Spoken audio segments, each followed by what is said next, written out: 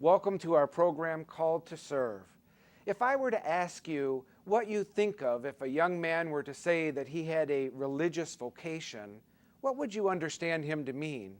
Well, the first thought that comes to your mind may be that he's called to be a priest, or maybe that he's called to be a deacon. But today we're going to consider a vocation that might not immediately come to mind, that of the religious brother. We're joined today by a religious brother who lives and works in Baton Rouge, and we'll find out today how Brother Gene was called to serve.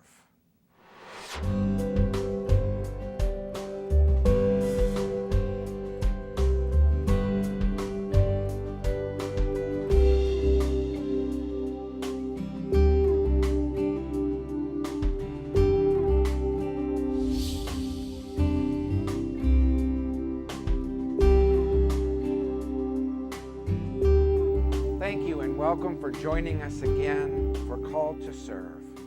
Today we're joined by a Redemptorist brother who lives in Baton Rouge at St. Gerard's Parish, and we want to find out a little bit today about the work that he does, but to hear his story about God called him to become a religious brother, particularly with the Redemptorists.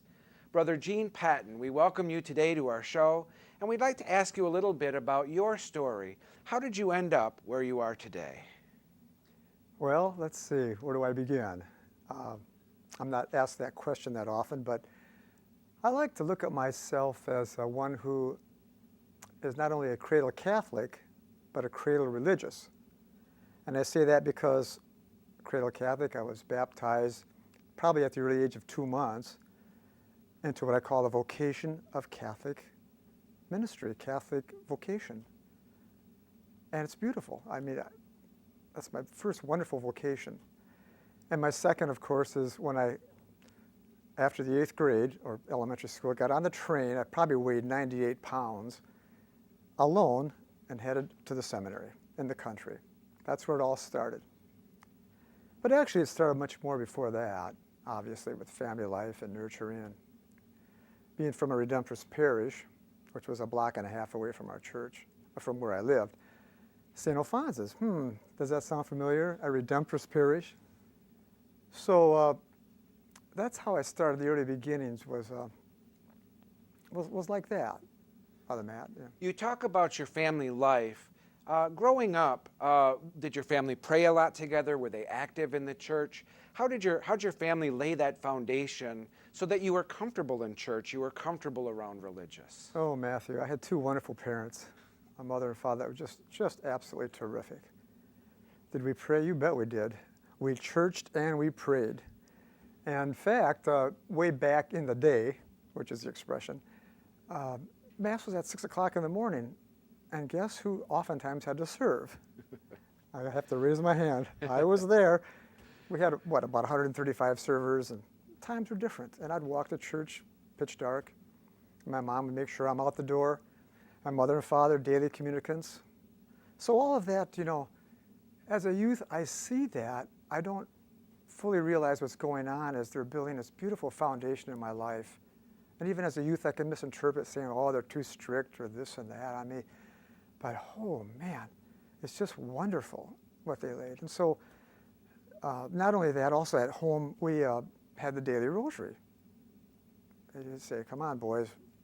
It's time for the rosary. Not only did we say the rosary, we had to lead the rosary. So I learned, the mysteries, obviously. And we knelt on a tile floor, which wasn't that good. It wouldn't be on my good knees today, but it was all wonderful. Thinking back, those were some of the early recollections I have.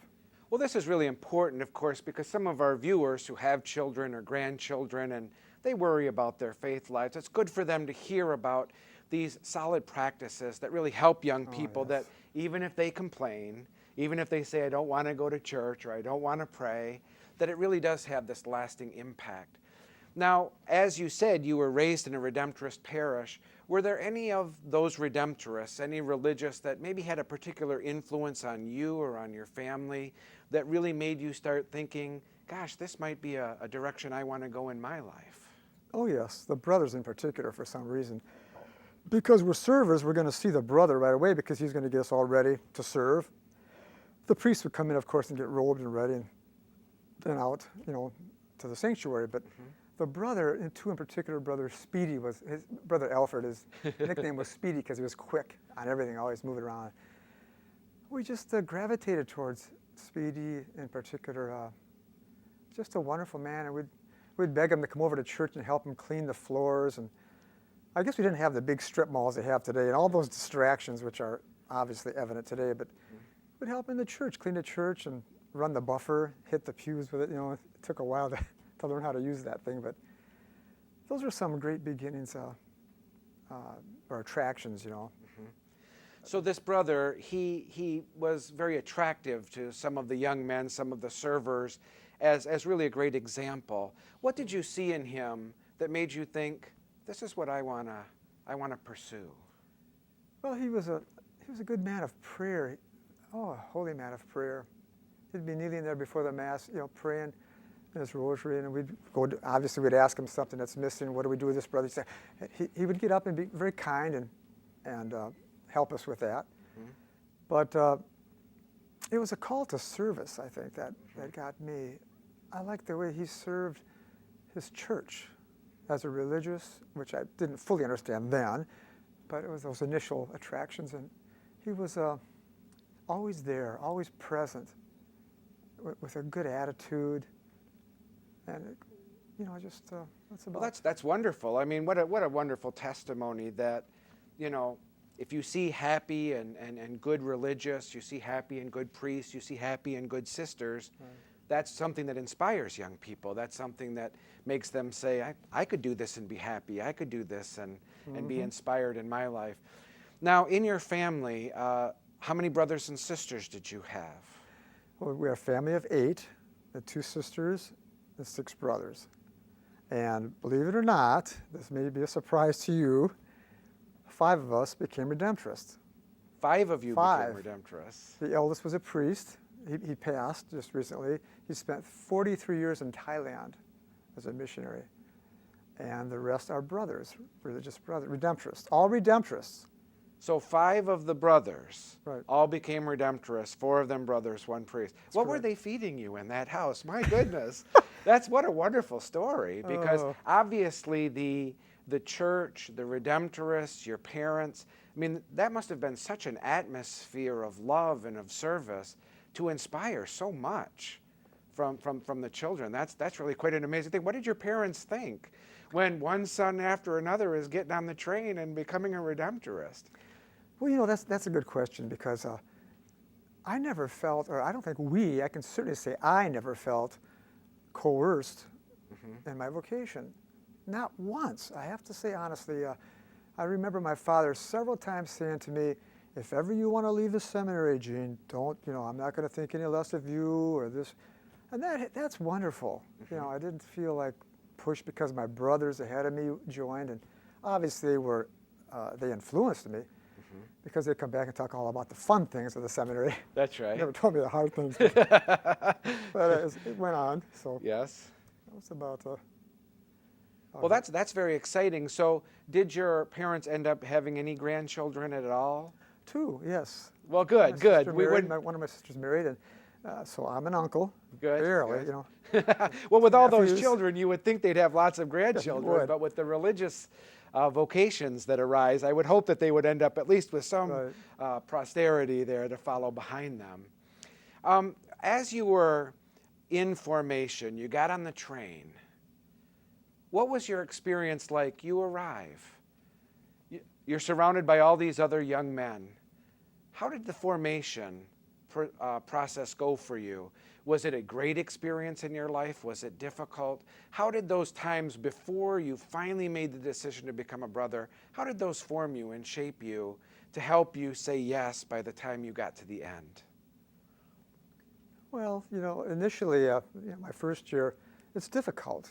You know, I wasn't necessarily this raving extrovert that I knew of then, but you know, I got on this train and I was met in Chicago by this man I barely knew who was supposed to transfer me on the proper train with 2 other seminarians.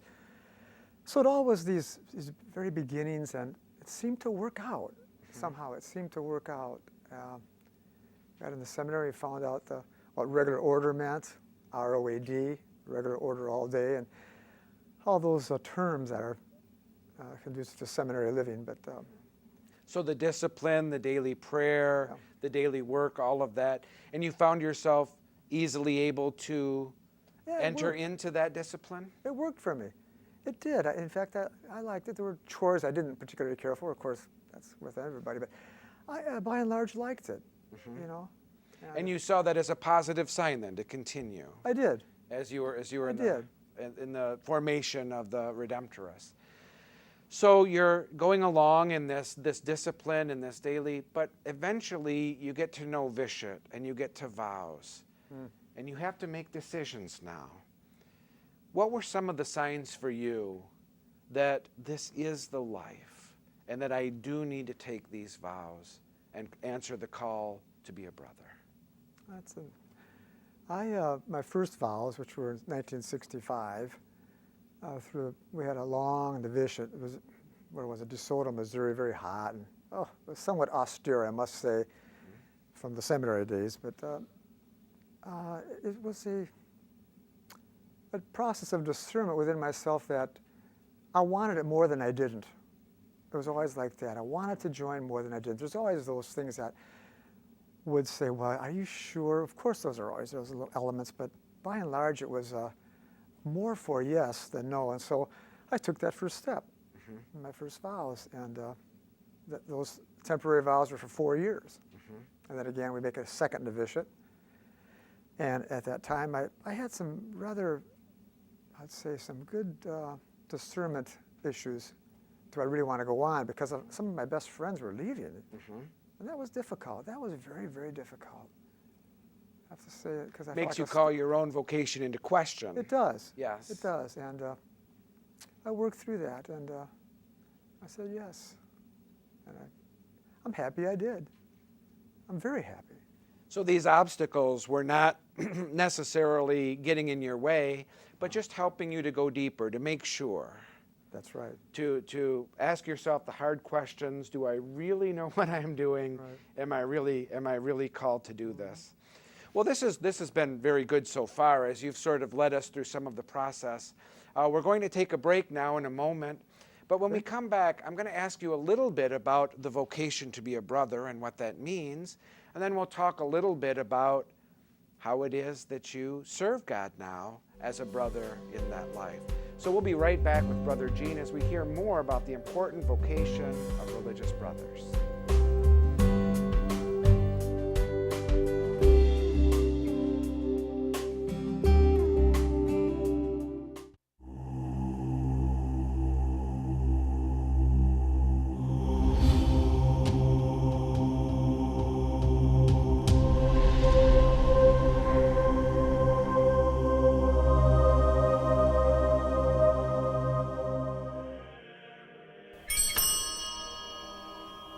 Hello, we're at St. Philip Parish along the Great River Road talking about some of the interesting things in our church. These are definitely interesting. I found them whenever I was named pastor here, and we've since had them reinstalled. They are the sacristy bells, and many of the parishioners here remember them from when they were children. It's the call to worship. We use this at daily Mass to signal to the parishioners that it's time to stand and begin the Mass. It's also used whenever Mass is over.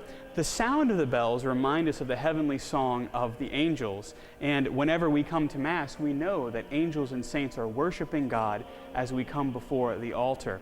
Maybe there are bells in your parish as well. Sometimes they're rung for the consecration, maybe they're rung for the beginning or the end of Mass. In any way, they're a reminder to us that we should be people of prayer, and that prayer should be sweet sounding like the bells.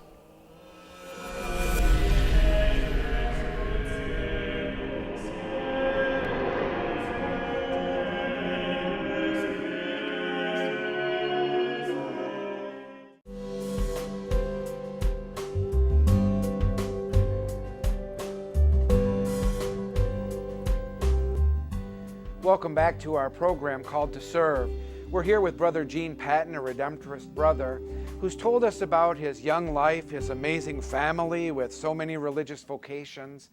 But I want to talk a little bit, very much specifically, about the vocation of brother, because you went to formation with the Redemptorists, and you could have become a Redemptorist priest, but you felt the call to religious life as a brother. And I think that that's a vocation not very many people are familiar with.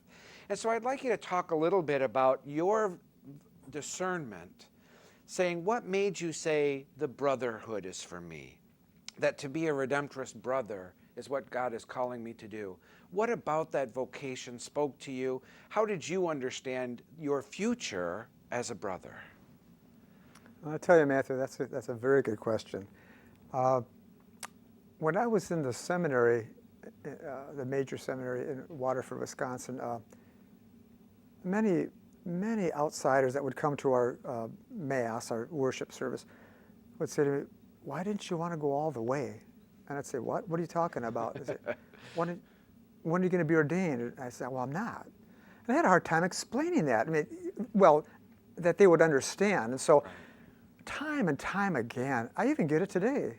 I had it. In fact, last year, one of our parishioners says, "Why didn't you want to become a priest?" And I said, "I just didn't feel called to it." And I struggled with that for a while because I've had, early in my years, I had that. I felt like I had the calling to priesthood. I really did, and I always felt more towards the brotherhood. That's the best way I can explain it. Always more inclined towards being a religious brother than a priest. Okay. And so I pursued that. I pursued what I felt stronger, and it worked.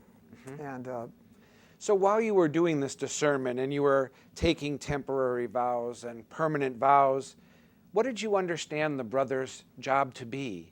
I mean, who are you going to be if you're a brother? What does that mean? well, I once read a book called on brothers. It was called Blessed Ambiguity, and I think one of the brothers probably had part of that book. Anyway, it's an interesting life because Redemptorist brothers are not a teaching brother as such.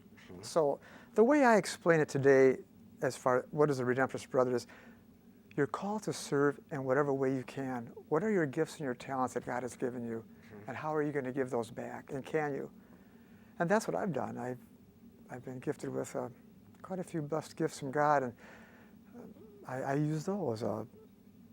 Maintenance, music, and all kinds of other things. Training the altar servers Training the like altar, Speedy? right, yeah, right. Absolutely.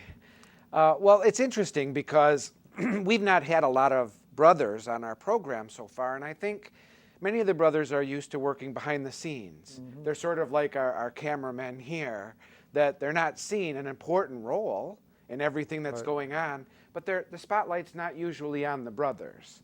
The priests get to go out, and they're the ones everybody sees. They do the preaching. And the brothers do all of this important work, but often it's unrecognized. And I think that that's one of the reasons why even today, a lot of brothers don't come to mind when they think of religious vocations, and why it might be difficult to get a brother in front of a camera, because he doesn't want to be the spotlight on him, but rather to be the person behind the scenes and doing all these good works, but not necessarily recognized many times for their good works. So you take your first vows, and you say yes to God as becoming a Redemptorist brother. And what has that life meant for you? I want some of our people to hear about what does the call to brotherhood, where does it lead you? So tell us a little bit about where it's led you. How is being a brother, how has that been lived in your vocation? Oh, that's unbelievable. It's led me to places I never thought I'd be. Never. I thought, well, I will be this. I was good in maintenance, gifted with the ability to repair things, run things. We had these seminaries which had huge boilers up north and HVAC systems, and so I know how to take care of that. That's what I thought I'd do that forever. Not so. Not so. I found out that the Holy Spirit, through our superiors, would say, we think you'd be good in formation as a formation director. I said, me? Or other such work. When our seminaries, we finally got rid of our seminaries, I went into parish ministry. I thought, what am I going to do in parish ministry? All kinds of things. How about becoming a DRE in Baton Rouge at St. Jared's? Okay, or work with a youth choir. There's so many things that it's basically if you're open to using your gifts that God has given you, and He gives you gifts, use them, and the Holy Spirit will pull you forth, and you'll be in areas you never thought you'd ever be at. So you're something of a jack of all trades, that there are lots of different needs in the community and in the ministry, and you have found yourself thrust into many different roles. Oh, yes. In doing that. Well, I think that's important because one of our goals on this program is, as young people or as parents of young people watch the program, that maybe some vocations are being stirred up. There may be some young men who say, I really want to follow the church. I really want to serve the people of God. I'm not sure if I'm called to be a priest or a deacon. Maybe I'm not called to preaching, but I really do want to help. I really want to be a part of that ministry. And here they see a brother in front of them who's got all of these different gifts, all of these different ways of serving, and what an amazing vocation it can be, and what an effect it can have, like a brother in Grand Rapids who inspires vocations because he works with the servers and with the young people. And so we hope that in seeing the life that you're living, the ministry that you're doing, that there can be some vocations that are really inspired. So I'd like to ask you, let's say there are some young men who are watching right now, or parents of young men, and these young men have lots of different gifts and talents, and they feel that they're called to serve the church. Do you have any advice for them that how can they follow in footsteps like yours? How can they start taking steps to answer God's call the way that you took steps to answer God's call? What advice would you give to a young man who may feel called to serve the church as a brother or in some other way to devote his life to ministry? Well, I would guess offhand, maybe contact me. I have all kinds of stories I could share with a young man that's interested in this vocation. And much further, we could get into much further talk than what we're doing at this limited time, this program, but I would love that. And yeah, that's basically what I'd... So to talk to someone, you or someone who can at least give them a real sense of what it is that they've got coming up in their lives. So as you look at your life, as you look at your call to be a religious brother, do you have any regrets? Is there anything that you wish that you would have done, or something that you wish that you could have been able to do in your calling? In all honesty, I have to say no. I know that probably sounds unusual, but not really. You know, I'm very happy with my vocation. Great peace. Great peace and serenity. Well, that's good. I think many times when we talk, particularly to people who've devoted their life to God and to the church, often they say they have no regrets, where many times people who don't give God a second thought, they often have many regrets. And so it's interesting, once again, to highlight the fact that if we are willing to listen to God, to let the Holy Spirit guide us in some of our decisions, though He may take us places that we never expected, it can oftentimes lead to great satisfaction in our lives. You say that you have 3 brothers then that were also brothers with the Redemptorists. What were some of the ministries that they've been involved with? Well, I have a brother, Leo, who's my older brother. He went to Brazil at the age of 50, which shocked me. Had to learn Portuguese, and he did, by immersion rather than going through school. And he said, he told me, I quote, "I don't wish that on anybody." But he did really well. And while down there, he actually started a trade school for the youth, a trade school, which was built from our dilapidated old seminary, which was falling apart, not used anymore. So he built it up, and through funds, contributed funds and donations, he started this wonderful center, which is still going today. And then there's Andy, who's been in parish ministry, and coincidentally, he's at St. Alphonse's parish, our hometown, and he's into homebound ministry. That's quite well. And then my brother Jerry, who's director and administrator of our retreat house in Oconomowoc, Wisconsin, and doing quite well. And So they're all quite active. So such variety. There is a variety. Yeah. I understand that at St. Gerard's that you also are doing some youth ministry and teaching some skills and trades to some of the neighborhood youth right in downtown Baton Rouge. Could you talk a little bit about that before we wrap up? Well, I'd be happy to, Matt. Every summer, the children, as you know, I want to get them involved so they don't wander in the streets and probably could get into trouble. You know how it goes. So I started a program called WHEEL, Work, Earn, and Learn. And it really it's an acronym, moving one to a better place. And they come and work for 4 hours for a month. And they make a nominal fee. And what is it? It's learning skills, basic skills. What's a tool, what's a screwdriver, a Phillips or a flathead, and all those things they might miss coming from a single parent family. Mm-hmm. So not oftentimes you get all the things that we're fortunate to have, that have both mother and father in place. So, and that really works well. I started in Chicago and had to turn children away because of lack of funds, but I find that so encouraging, passing on those skills, those life skills that will help them when they get a real job. Mm-hmm. So, well, that's exciting to hear because once again, you're putting your gifts to use. That it's not just simply you're working in the church or you're working in an office and that sort of thing, but you're really working with the people. You know, you're really hands-on helping with your skills to make life better, particularly for young children who might be in an area of disadvantage. And so what a wonderful ministry. And we just want to thank you for saying yes to the call and for the ministry that you do here in Baton Rouge. So we want to thank Brother Gene for joining us, and he's at St. Gerard's Parish. Again, if there are young men who are interested in the call to be a brother, they can certainly contact the Vocations office here in the diocese and Brother Gene and others who can talk to them about religious life, particularly the life of the brother. I would like once again to remind all of our viewers that we really covet your prayers here in the diocese for all those who are involved in ministry. The brothers, the deacons, the religious sisters, the priests, our bishop. We really covet your prayers that as we've answered the call, that we are supported by the prayers of the faithful, and also that you would pray for young people. So many distractions, so many difficulties in their life today, but they're still being called to serve.